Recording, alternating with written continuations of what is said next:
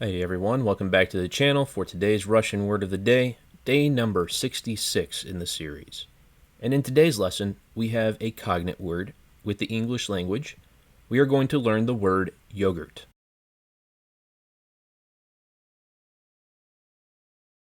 Йогурт. Йогурт. Йогурт.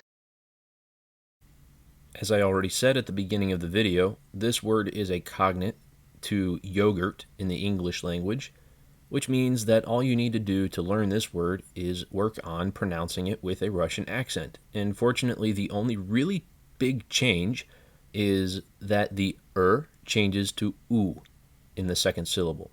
Thanks for tuning in, everyone. I hope you enjoyed the video. Don't forget, there will be a chance for you to practice again in just a second.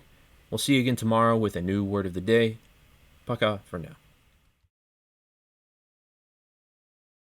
Йогурт. Йогурт. Йогурт.